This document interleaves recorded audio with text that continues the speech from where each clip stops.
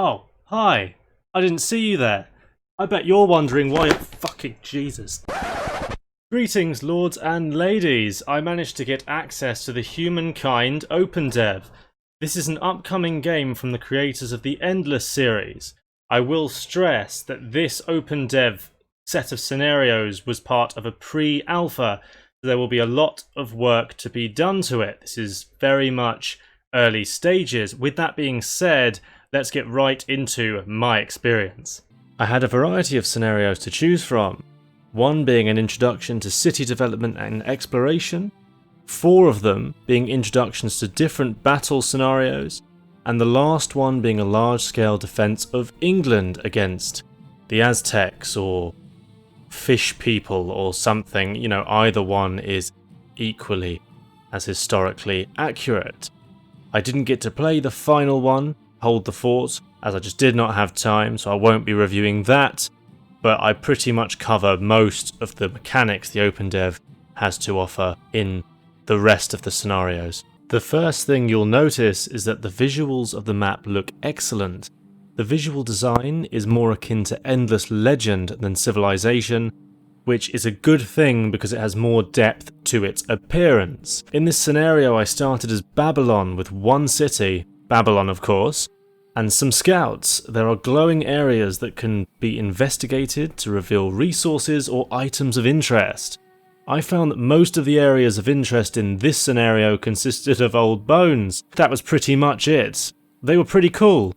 There's also resource nodes that can be exploited by a nearby city or an outpost, which your units can place down almost anywhere on the map. For example, this one right here.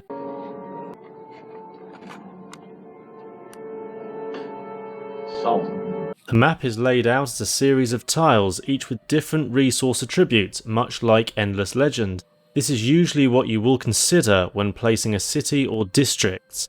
Some expansions work better on certain resources, and some, like garrisons, work best on certain environments such as choke points in a mountain pass or a valley.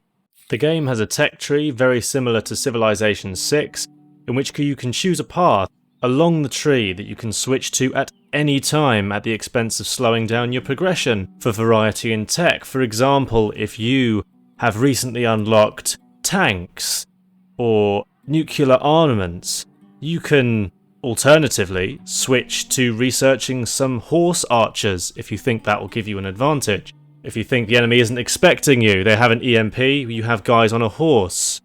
Who really wins? You can do that. I wouldn't recommend it, but it's there. As expected in these kind of strategy games, your chosen civilization has a series of perks. These can range from tech advantages, to unique buildings, to special soldiers.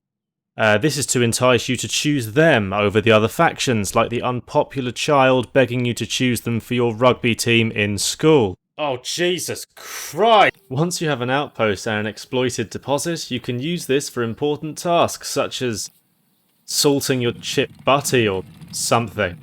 You are also able to move population between cities like you would in the Endless games, which makes maximising your preferred city's output fairly easy. Just emigrate everyone from Babylon to Scunthorpe to really increase your production of The game includes periodic choices that have different consequences on the game. Choices will usually specify their main alteration, but could also create unexpected outcomes, depending on the mood of the RNG gods. I didn't experience any nonsense in my time playing the first scenario. I purely got what the game told me would happen from my choices, but I assume in the full game, letting someone sing a song in the marketplace could theoretically end up with you starting the apocalypse. You can even start fights with local wildlife if you're feeling mental. All the animals are trying to protect resources that you want. This is very realistic, to be honest. I mean, us humans do this all the time. The battles also take place on the map, concurrent to the turns of the players, so you can zoom out of the battle to queue up some buildings, or move units elsewhere, or keep salting the butty. Some large battles can take several turns.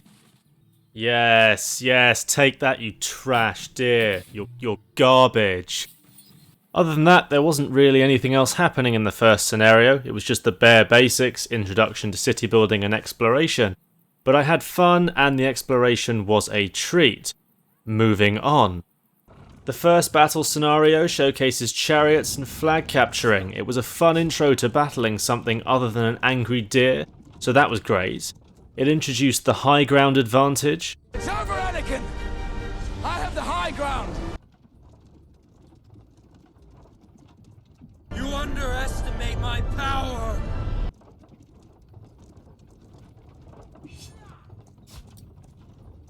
And flanking. This scenario only lasted the best part of 5 minutes, so there isn't much to talk about aside from the fact that the combat is very reminiscent of Endless Legend. The second battle scenario pit armies of foot soldiers and light cavalry against each other, with my advantage being the high ground, It's over, Anakin! as my immortals got a significant height advantage. This barely mattered because my strategy was non-existent, but the thought was there. The AI is fairly competent in battle, so even at normal difficulty, players should have an enjoyable challenge on their hands. The battle took me a couple of tries to win. It was quite enjoyable. I can see the battle being far more fun in this game than it is in Civilization. You actually have some tactics you can use other than just clicking on the enemy unit over and over again. So that's pretty cool. That, when coupled with the pretty awesome city building aspect of the game, makes for a really nice historical version, historical take on the Endless Legend sort of formula. And it's sort of a case of don't fix what isn't broken. I'm gladly play this over Civilization if they keep this formula going. The third battle tasked me with the Siege of Paris as the Vikings. I first thought I had a formidable force. I had about 3 ships, or 2 ships and 1 battalion on land starting out, and 3 battalions with trebuchets against 1 city. Surely couldn't have been that hard. Wrong! That's wrong! I got slaughtered, but I took a fair few of them with me. Had this battle been in a full match, I would have had further forces at the ready to attack the weakened city.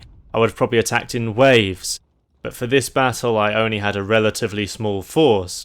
The siege mechanics are quite interesting, with siege weapons being able to destroy tiles in the city, one at a time. A destroyed tile beside a wall not only removes the bonus associated with a unit occupying that tile, but it also damages the wall, allowing your soldiers entry into the city. Once inside, progressing is a slog of extremely well fortified enemy units using the tile protection to their advantage. They can tank your attacks thanks to these protections. Using your siege units to remove their defences 1 tile at a time is absolutely crucial to winning the sieges. Anyway, after losing horribly at the front of the city, I cleverly landed more forces on the beachhead to the south. I lost these men too. It was rather tragic. In the fourth scenario, I had to defend my flag from the opposing force. They vastly outnumbered me and had several long-range mortars which devastated my forces from the back of their lines. I set up a line of handgunners and polearms to defend the ridge. This was good fun and it forced me to be resourceful with my units. I've never seen Korea so powerful. The unit animations are decent. No doubt there'll be further improvements down the line, as there is plenty of— oh my god, it's Jason Bourne! At the end of this battle I completely won. It wasn't even a contest. Completely decimated them. 100% victory. I hate everything. The settings were quite bare, with most graphical settings being tied up into a single choice. You had no fine control over individual visual settings, just a basic quality level decision. This being in early stages though, it can be somewhat expected, as the optimization probably is not up to scratch to allow for custom fine-tuning.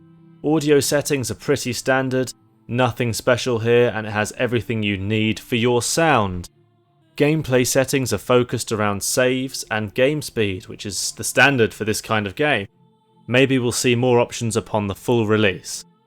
The UI options only had a couple enabled for the build I played. but had a number of greyed out settings for quality of life elements that you'll probably get refined for the final release. Most keys can be rebinded as well, so I'm glad to see this necessary option included, because there's a fair few PC games out there now that are failing to allow key rebindings, which is criminal. To conclude, the game is a great historical take on the Endless Legend formula. It takes the best of Civilization and adds improved combat with large siege battles spread over an entire city of tiles rather than just a single tile that comprises an entire city and you just attack that over and over again. The visuals are beautiful.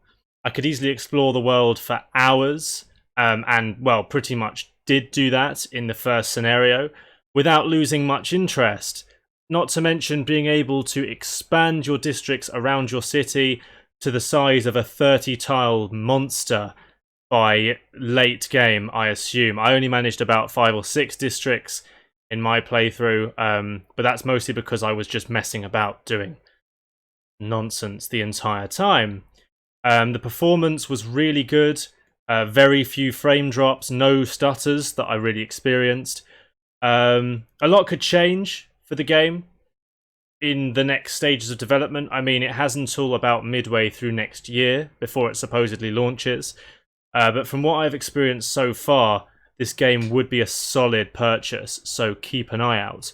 Please don't forget to like and subscribe with the bell button on so you don't miss any future uploads. You know you have brain cells to spare for summary execution watching my videos. Thank you very much for watching, and I will see you next time.